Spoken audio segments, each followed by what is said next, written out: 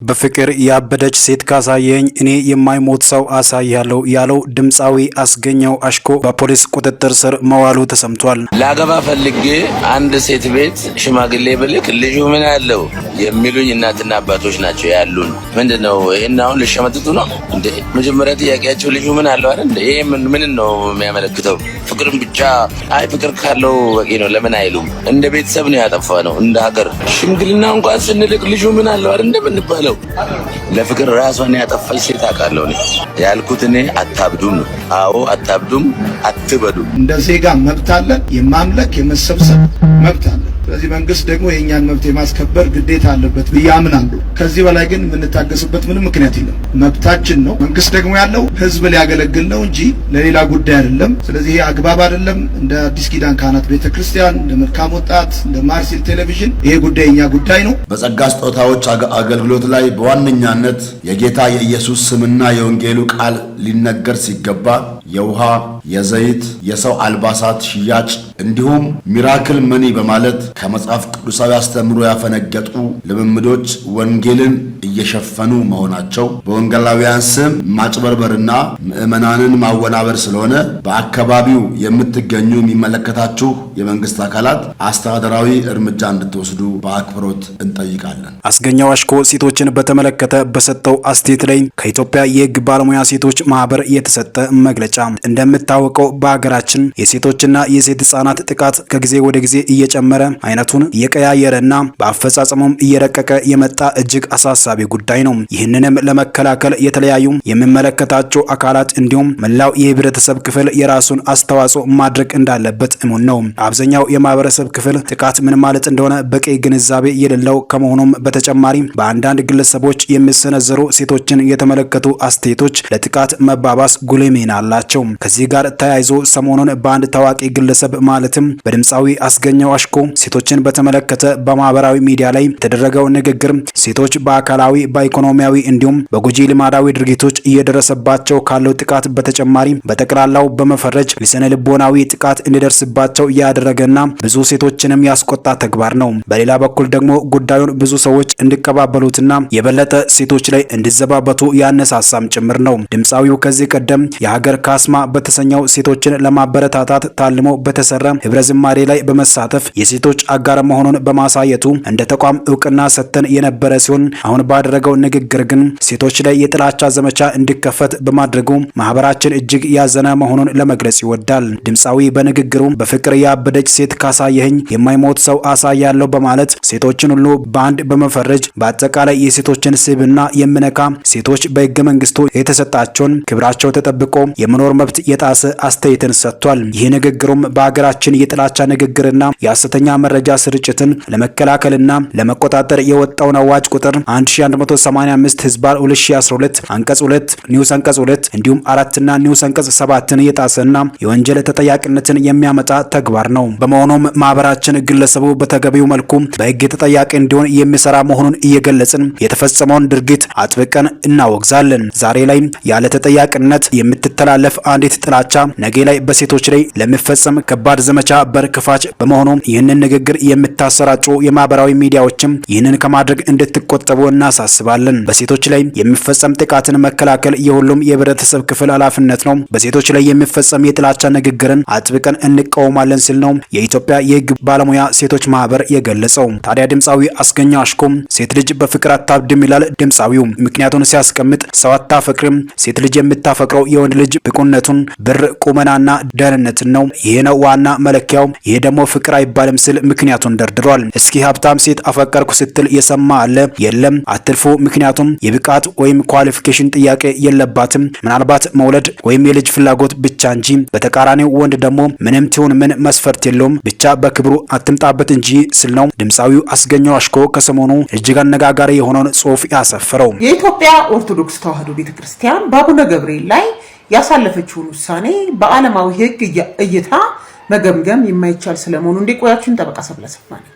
እንደሚታወቀው እንግዲህ ሚያዝያ 10 በተሰራጨ በተለይም ደግሞ በፍኖተ ጽድቅ ማህበር ቴሌቪዥን እና ዩቲዩብ ፔጅ ላይ በተሰራጨ ስብከት አቡነ ገብርኤል እመቤታችን ድንግል ማርያም ቤዛዊተ ዓለም ልትባል አይገባም ማለታቸውን ተከትሎ ቅዱስ ሲኖዶሱ ተሰብስቦ በሳቸው ላይ ውሳኔ ያሳልፋል። ያን ውሳኔ በባታቸው ታቅበው ለጊዜው እንዲቆዩ ምንም አይነት ስብከትም ሆነ ሌሎች ሃይማኖታዊ ተግባራትን እንዳይፈጽሙ የሚል ነው። ይህን ተከትሎ በርካቶች በተለይም በዚህ ቲክቶክ ፕላትፎርም የቅዱስ ሲኖዶስን ውሳኔ ከዓለማዊ ሕግ አንጻር ሲገመግሙት እየተሰማ ነው። እዚህ ጋር ልብ ማለት ያለብን ነገር የሃይማኖት ተቋማት በተለይም የኢትዮጵያ ኦርቶዶክስ ተዋሕዶ ቤተክርስቲያን የራሷ የምትመራበት ቃለ ዓዋዲ የውስጥ ቀኖናና ዶግማ ያላት ተቋማዊ ነፃነት ያላት ቤተክርስቲያን ናት። በመሆኑም በቅዱስ ሲኖዶሱ የሚተላለፉ ውሳኔዎች ተገቢነታቸው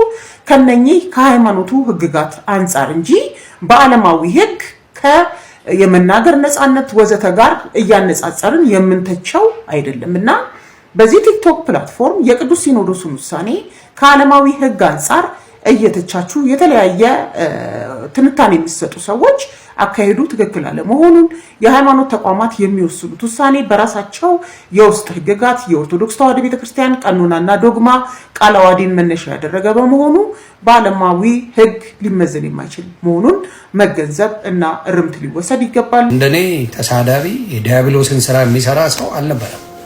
በአፌ ላይ ዲያብሎስ ነግሶ ማንንም በቃ የተናገረኝም በሙላ አታክስ አረግ የሚል ሰው ነበር። ከኔ ተማሩ። ማንም ሶሻል ሚዲያ ላይ ያከለኝ ሰው አልነበረ። ራሴን ታዝቤ ነው ያየሁት በአሁኑ ሰዓት። ከዛ ውስጥ ሙሉ በሙሉ ወጥቼ ሳየው የነበርኩበት የስህተት ህይወት ነበር። የስህተት ህይወት ነበር።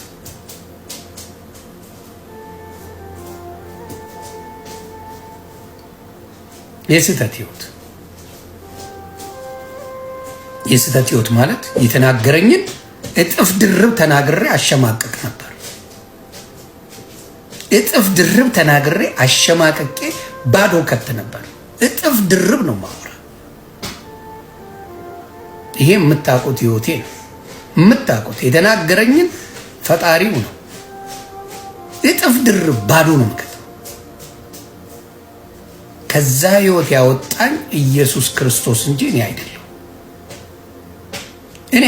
እኔ ምን ሐሳቡም አልነበረኝም። የሚያውቁ ግን ነቢያቶች ነበሩ፣ ወንጌላውያን ነበሩ። የክርስቶስ ሰባኪ እንደምሆን አሁን ግን ገና ነኝ። ለዛ ገና ብዙ መማር አለብኝ። ብዙ እውቀት ማዳበር አለብኝ። ብዙ እውቀት ያስፈልገኛል።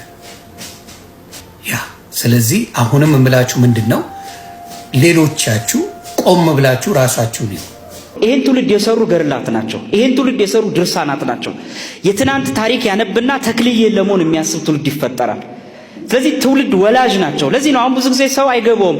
ገድላት፣ ድርሳናት፣ የቤተ ክርስቲያን መጻሕፍት እንዲጠቁ ታድሶ ምኑ የሚያደርገው ዝም ብሎ ይመስላችኋል። ምክንያቱም ገድላት ላይ ጥርጥር አደረብህ ማለት አንተን የሚሰራን ኢትዮጵያዊ ማንነትን ማፍረስ ነው ማለት ነው። ይሄ በደንብ አጥርተው ለብዙ ፈንድ አድርገው የሰሩበት ነው። እና የሚገርማችሁ ነገር የቆሎ ተማሪዎቹን ተንቀሳቃሽ ቤተ መጻሕፍቶቹ ገደሏቸው። ለምን? ኢትዮጵያዊነትን የሰሩትን ነው። ዲዮቅልጥያኖስ ያደረገው እንደዛ ነበር። በፊት በወንጌላውያን ቤተክርስቲያን በተሰበሰብን ጊዜ ቫልዩ ከምናደርገው ነገር ዋናው የመንፈስ ቅዱስ መገኘት ነው። ምክንያቱም መንፈስ ቅዱስ እኔ ብሄድ ይሻላል፣ እኔ ካልሄድኩ መንፈስ ቅዱስ አይመጣም፣ እሱ በመጣ ጊዜ ዓለምን ስለ ጽድቅ፣ ስለ ፍርድ፣ ስለ ኃጢአት ይወቅሳል፣ እሱ ያከብረኛል ስለተባለ መንፈስ ቅዱስ በቤተ ክርስቲያን ውስጥ እስከ መጨረሻው ድረስ እስከ ቤተ ክርስቲያን ዘመን ድረስ የሚሰራ ነው።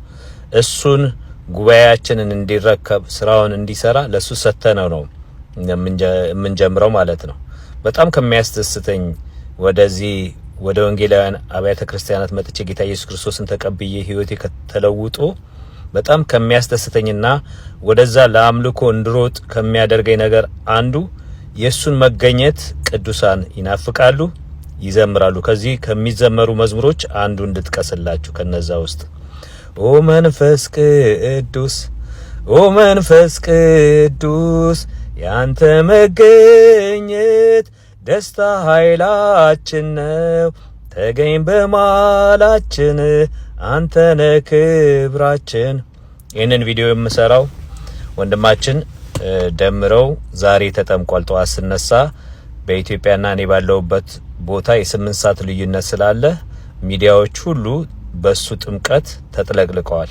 በዛ ላይ ኦዲዮ አሰማችሁና የተዋሸው ውሸት አለ። እሱንም ሪፍሌክሽን እሰጣለሁ። ግን ይሄንን መዝሙር የዘመርኩበት ምክንያት ከእንደዚህ አይነት ጧት ተሰብስባችሁ መንፈስ ቅዱስ ከምትሉበት የእግዚአብሔርን ፕሬዘንስ ሃሎቱን ያንን ከሚሰማችሁ በእንደዚህ አይነት ሁኔታ ጌታንና ጌታን ከምታመልኩበት ቤተክርስቲያን ነይ ማርያም ለማለት እንዴት ሰው ይሄዳል? ወንድማችን እንደዘመረው መዝሙር ምናልባት ኢየሱስን አልቀመሰ ይሆናል። ኢየሱስን የቀመሰ ሰው ኢየሱስን ባይኑ ያየ ሰው ለሌላ ነገር መኖር አይችልም ነው የሚለው። ለፈለገው ነገር መኖር አይችልም እና ከኛ ወጡ ከኛ እንዳልነበሩ ይታወቅ ዘንድ በእውነት በመሐከላችን ነበሩ እንጂ ከጌታ ጋር ያልተገናኙ ናቸው። ዮሐንስ ሲናገር አንደኛ ዮሐንስ ምዕራፍ 1 ላይ ስለ ሕይወት ቃል ከመጀመሪያ የነበረው በጆሮአችን የሰማነው በዓይናችን ያየነው እጆቻችን የዳሰሱትን እናወራለን። ሕይወት ተገልጧል፣ አይተናል፣ እንመሰክራለን ካለ በኋላ እናንተም ከኛ ጋር ህብረት ይሆንላችሁ ዘንድ ይህን እንጽፍላችኋለን። ወደ ክርስቶስ ነው የሚያመለክተው። ከእርሱ ጋር ግንኙነት ታደርጉና ከኛ ጋር ፌሎሺፕ ታደርጋላችሁ፣ ህብረት ታደርጋላችሁ ነው ብሎ የሚጠራቸው። ኦርቶዶክስ ቤተክርስቲያን ምን ብላ ነው የምትጠራው? አንድም ቀን ወደ ጌታ ብላ ነው። ከዚህ በፊት ቪዲዮ ሰርቻለሁ። የውሃ ጥምቀት ነው የውሃ ማስታወቂያ ነው ብዬ እንትን ብያለሁ። ቼክ ማድረግ ትችላላችሁ። አንድም ቀን ሰምቼ አላቅም። ወደ ጌታና በጌታ የሆነውን ሰው በኦርቶዶክስ እንዲሆን ነው የሚጋብዙት። ብዙ ጊዜ የሚሉት ወደኛና የሚሉት በኦርቶዶክስ እንዲሆን ነው። ጌታን እንዲተው ጌታን ማስካድ ነው የያዘችው የኦርቶዶክስ ቤተክርስቲያን ማለት ነው። እስኪ አጭር ስለሆነ ቪዲዮ ሰዓቱ አንዳንድ ነገር ላሰማችሁና ያለኝን ሪፍሌክሽን እሰጣለሁኝ። ወንድሜ በዚሁ አጋጣሚ ብዙ ጊዜ መከሬው ነበር በውስጥ ኮንፊደንሻል ስለሆነ እዛ ዲቴል ውስጥ አልገባም። ለረጅም ጊዜ መከሬው ነበረ እና በቴክስት ቮይስ ሜልም አለው እዛ ማሰማት ይችላል።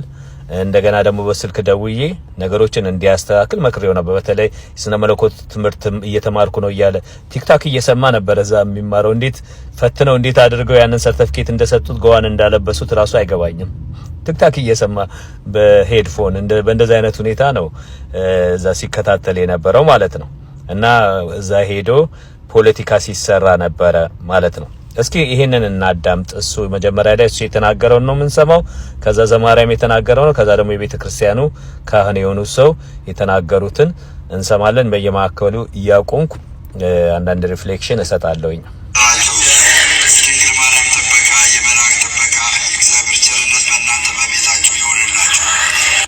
የድንግል ማርያም ጥበቃ ደሜ የድንግል ማርያም ጥበቃ ኦ ማይ ጉድነስ እውነቴን ነው ብላችሁ ቀጣይ ዓመት የተዋህዶ ጊዜ ነው። የኦርቶዶክስ ተዋህዶ ጊዜ ነው። ስለዚህ ቤት መፈክር ነው። የተዋህዶ ጊዜ ነው። ተዋህዶ ኢዝ ኢን ትራብል። አደንግጡ ከተባሉ ጊዜ ጀምሮ ደንግጠው ተረብሸው ነው ያሉት። ከቀደም ብዬ ቪዲዮ ሰርቻለሁኝና የተዋህዶ ጊዜ አይደለም። መጪው ዘመን ለተዋህዶ ጥሩ ነገር አያሳይም።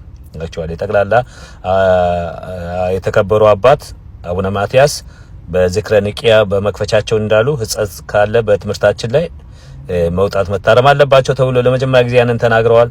ከዛ በኋላ ደግሞ መምህር ዳንኤል አለባቸው ለ421 ዓመት ሃይማኖታችን፣ ባህላታችን፣ ስዕላታችንና የቤተክርስቲያን አሰራራችን ካቶሊክም ብሌም አድርገው ሕጸጽ አለው ስህተት አለው ሃይማኖታችን ተብሏል። ስለዚህ መጪው ጊዜ ለኦርቶዶክስ መልካም አይታየኝም። እኔ እንድትታደስ ነው የምፈልገው እንዳለች ምንም ሳትሆን ከዚህ በፊት ደጋግሜ ብያለሁኝ። ግን እሱ ደሜዛ መፎክር እንዳሰማው አይደለም። ብሩህ ነገር አይታየኝም።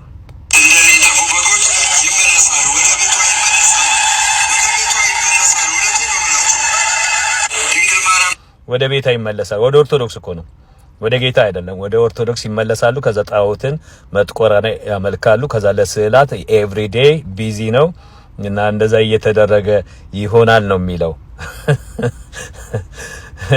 ሂስ ጆኪንግ። ድንግል ማርያም ጸሎቷን ሰምታ የሚለው የእናቱን ነው። እናቴ ትጸልይ ነበር፣ ቆርጫው ትቻለኝ። የእናቴን ጸሎት ሰምታ ድንግል ማርያም ጸሎት የምትሰማ ኦምኒ ፕሬዘንስ ናት። በዓለም ዙሪያ የሚደረገውን በአንድ ጊዜ ቢሊየን ህዝብ ቢጸልይ ማርያም ትሰማለች። ለዚህ ነው ኢንዳይሬክትሊ አምላክ ናት የምንለው። ሐሰተኛው ማርያም ናት። ሐሰተኛ ማርያም እናት የጌታችን እናት ሳትሆን ነው።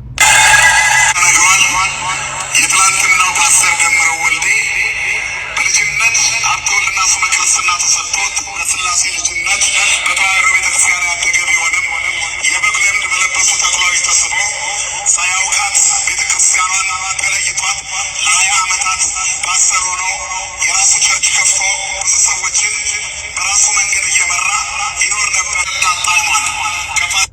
ይኸውላችሁ ይሄ ውሸት ነው። ይሄንን ይወዳሉ፣ ይዋሻሉ፣ ሁል ጊዜ ይዋሻሉ። አሁን ጊዜን አልፈጅም። እያንዳንዱ ነገር የሚያሹት ካህናት አሉ። ከዚህ በፊት ያስኳቸው ወደ 4-5 ውሸት የዋሻ አንድ ቀስስ አለ። ለሲሳይ ነግሬው በኔ ላይ ራሱ ወደ 5 ውሸት ስልኩን ስጡኛል እና ይዋሻሉ። እና ለ20 ዓመት ፓስተር የሆነ ፓስተር የሚል ስምን አያውቀውም እሱ። እንደገና የራሱ ቸርች ከፍቶ ምንድነው የሚያደርገው? ፖለቲካ ነው የምትሰሩት? ደመረ ድሮም እኮ ከኛ ጋር አልነበረም፣ ተሳዳቢ ነበረ እና ሁሉ ነገር ስለራሱ ነው። ቤቱን በከፈተ ጊዜ ሁሉ እኔ ነው እንጂ ጌታን ሰብኮ አያውቅም። እና ስለዚህ ፓስተር አልነበረ፣ ምንም ነገር አልነበረም። 20 ዓመት ፓስተር ነበረ፣ የራሱ ቸርች ነበረ ያላችሁት ውሸት ነው። በአደባባይ ይቅርታ ጠይቁ። ካህኑ ናቸው እንደዚህ ያሉት።